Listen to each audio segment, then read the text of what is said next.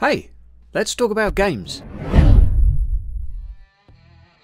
Hello my friend and welcome back. Today is a prequel to the forthcoming update for November for Inquisitor Martyr, where we're going to be seeing a massive content drop. Now the reason for today's video, we're going to be running through but expanding on the detail of the content that they're going to be including. Now there is going to be a little bit of speculation from myself, however I do feel I'm pretty clued up to give you guys a really good rundown as to what you can expect. Now obviously the last couple of months for this game have been fairly quiet. We've had some smaller milestones and this is just how testing phases go, but the forthcoming patch is really a doozy and something to be excited about. So buckle up, strap yourselves in, get yourself a cup of tea, let's get to work and go through this list. So first up is the real highlight for many people within this patch, and that is the Psyker, the third class within Inquisitor Martyr. Now, in terms of detail on this class, all we know right now is that it's a Primaris Psyker. Yes, I probably said that wrong. They are going to be a caster.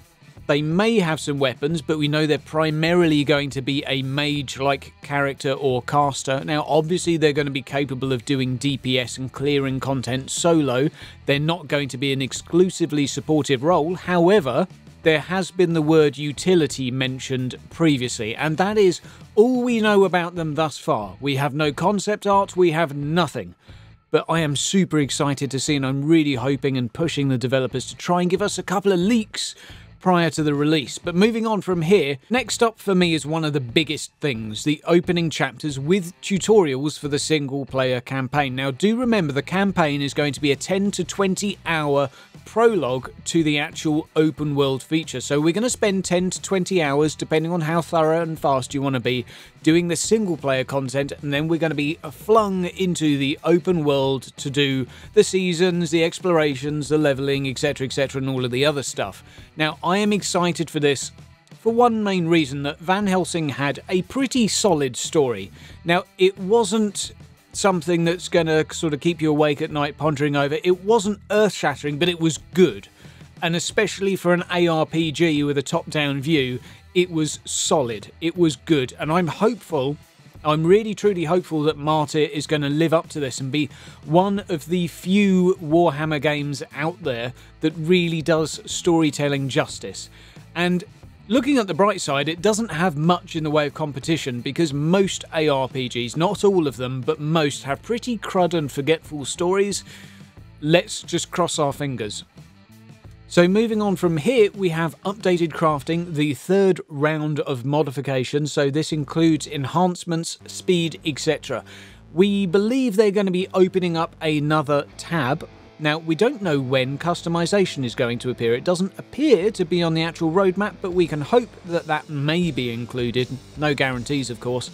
But we do know in crafting thus far that there's lots of individual tweaks that you can do to your weapons that we can't see at the moment. So re-rolling stats on weapons and things like that, that's potentially something we could look forward to.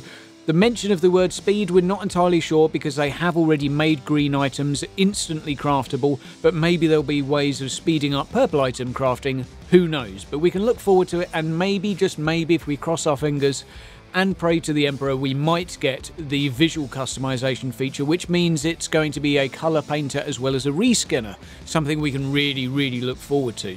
So moving on, the finalised random mission elements and 5 new mission types. I mean, for the love of God, if anyone's not excited about this, there's something wrong with you, because we've been doing very similar missions, some of us for the past 8 months, and yes, it's repetitive. Just look at the reviews. Yes, it's a bit repetitive because I think 3 of the 5 missions are very similar. Go around the map and kill 3 of X. So having another 5 mission types is going to be really nice, and the main game is due to have about 50, so we're going to be about a fifth of the way there.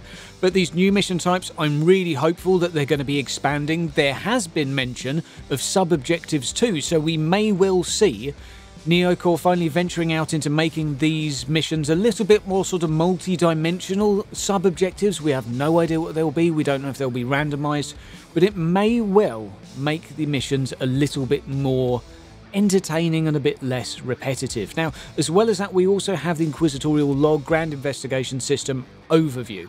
Grand Investigation is sort of the ongoing investigation within a sector. We haven't had much to define or clarify the differences between ordinary investigations, grand investigations, and the main narrative sort of investigation or story. But it has been said within some previous trailers that there will be a larger, more story-driven content within each sector, and it seems to be that the grand investigation is probably what this is. Now, on that note, the 3D GUI just needs a very brief mention here that the current GUI is being made three-dimensional. That's about it. It's just being made to look better. Currently, it's a sort of 2D PNG piece of artwork. It looks very nice. I like the changes they did, but that's going to be made 3D, so it's just going to look better. Looking forward to it, but it's not really going to be anything earth-shattering, let's be honest. Now, the main bread and butter as well for many players will be the test season. So here we're going to see a 4 to 6 week story-based investigation episode. We know there's going to be some events in there. A big closing event, apparently.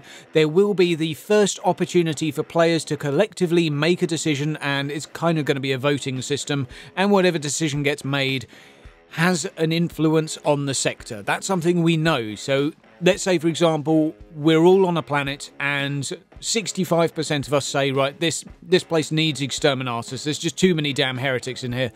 That map, that world is forever going to be a rock for every player that then comes to the game afterwards. That's something we can look forward to, actually having a little bit of an impact on the sector, but don't for a second think that you're individually going to be having a massive impact on the world around you. Maybe, but we haven't had any clarification about that yet in terms of the story. I wouldn't be expecting anything too much in the way of individual roleplay. It's much more of a overall sector narrative, if that makes sense. Just want to set all of your expectations there.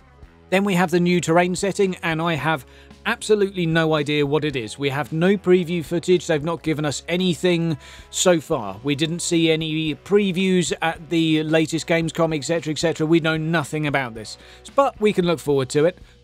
Now, lastly, tactical view. Two things to say here. First up, there has been mention of some modifications to the current camera system that are in development. I don't know if they're going to be released in this, but I do not believe tactical view is what this is. However, there are some changes being made to the camera system, which the developers are quite excited about, and we'll find out more about that soon. But the tactical view, it's been theorized that maybe it's an over-the-shoulder, maybe it's a first-person. I'm just gonna say now, and I am speculating, but I do not believe that this is going to be an over-the-shoulder first-person view.